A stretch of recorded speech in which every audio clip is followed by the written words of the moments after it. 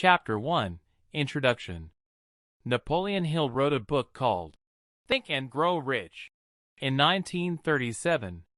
This book has since become a classic in the field of personal development and helped countless people realize their dreams.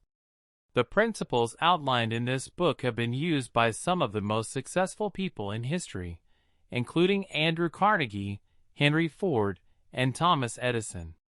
In this book, Napoleon Hill shares the secrets to success that he learned through his interviews with over 500 of the most successful people of his time.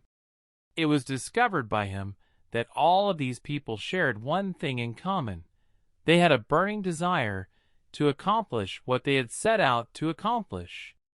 This first chapter of the book lays the foundation for the principles that will be discussed throughout the rest of the book. The beginning of all success is a desire, and the desire is the starting point for all accomplishments. He says that while desire is necessary for success, it is not enough on its own. In addition, you must have a plan and be willing to act on it. Hill also discusses the power of the subconscious mind and how it can be harnessed to achieve your goals. By controlling your thoughts, you can control your destiny, as your thoughts and beliefs determine your actions. Finally, Hill stresses the importance of persistence.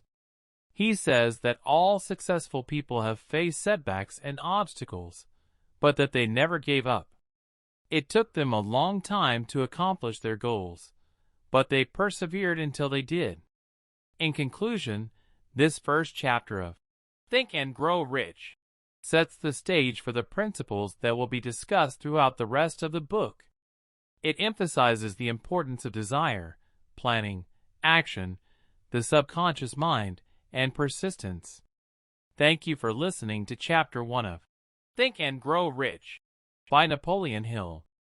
Stay tuned for the next chapter.